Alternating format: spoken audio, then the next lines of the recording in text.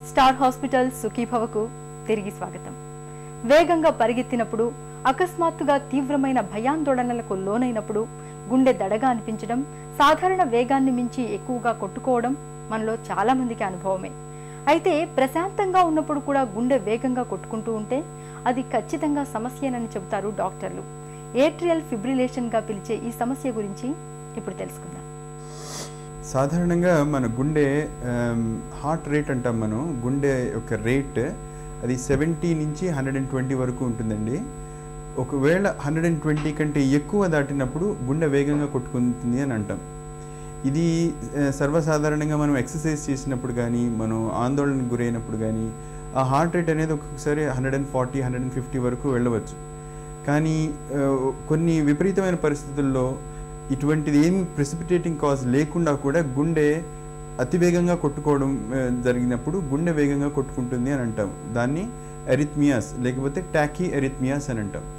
గుండె స్లోగా కొట్టుకున్న దాన్ని బ్రాడీ ఎరిథ్మియాస్ అని అంటాం. మన దేశంలో కామన్గా ఇదేంటి రుమాటిక్ హార్ట్ వాల్వ్ డిసీజ్ ఉన్న పేషెంట్స్కి వస్తుంది. అంటే వాల్వ్ దెబ్బతిని వాల్వ్ సరిగ్గా పని చేయకుండా హార్ట్ చేంబర్స్ మీద ప్రెషర్ పెరిగినప్పుడు వస్తుంది అనమాట. ఎప్పుడైతే గుండె సరిగ్గా కొట్టుకోవట్లేదో అటువంటి చేంబర్లో రక్తం గడ్డగట్టే ప్రమాదం ఉంటుంది. ఆ రక్తం గడ్డగట్టి అక్కడి నుంచి వేరే రక్త ప్రవాహంలోకి వెళ్ళినప్పుడు పేషెంట్స్కి పారాలిసిస్, స్ట్రోక్ లాగా రావడం కానీ, లేకపోతే కాళ్ళకి బ్లడ్ సప్లై సడన్గా పడిపోవడం కానీ, లేకపోతే లంగ్స్లోకి బ్లడ్ సప్లై సడన్గా ఆగిపోవడం కానీ అటువంటి జరిగి ప్రాణాపాయ పరిస్థితి ఏర్పడుతుంది. ప్రోస్టేట్ క్యాన్సర్కు పూర్తి స్థాయిలో చికిత్స తీసుకున్నప్పటికీ మళ్లీ క్యాన్సర్ వస్తుందేమోనన్న అనుమానం చాలా మందిని పీడిస్తూ ఉంటుంది. ఇందులో కొంతమేరకు నిజం లేకపోలేదని డాక్టర్లు చెబుతారు. చికిత్స తర్వాత ప్రోస్టేట్ గ్రంథిలో మళ్లీ క్యాన్సర్ కనిపించడానికి అవకాశాలు, క్యాన్సర్ను నివారించుకునే మార్గాల గురించి ఇప్పుడు తెలుసుకుందాం.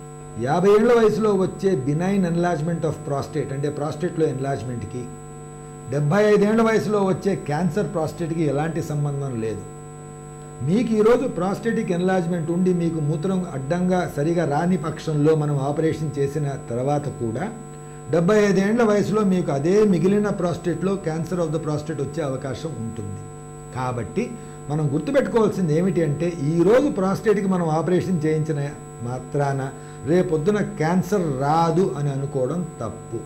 నెంబర్ 2, ఇది మనం ఆపరేట్ చేసుకోకుండా వదిలేసినంత మాత్రాన రేపొద్దున అది క్యాన్సర్గా టర్న్ అవుతుంది అనేది కూడా అంతే తప్పు. కాబట్టి 50 ఏళ్లలో వయసులో వచ్చే ఎన్లార్జ్మెంటు క్యాన్సర్కి పరిగణించదు. అది చేసుకున్న ఆపరేషన్ చేయించుకున్నంత మాత్రాన రేపొద్దున క్యాన్సర్ రాకుండా ఉంటుంది అనుకోవడం కూడా తప్పు.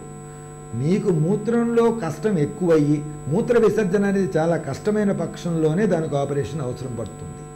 ఆపరేషన్ చేయించుకున్న తర్వాత కూడా రేపొద్దున క్యాన్సర్ రాకుండా ఉండాలి, లేక క్యాన్సర్ వచ్చిందా లేదో చెకప్ అనేది చేయించుకుంటూ ఉండాల్సిన అవసరం ఉంటుంది. సో ఆపరేషన్ చేసుకున్న వాళ్ళలో కూడా రేపొద్దున క్యాన్సర్ రావచ్చు.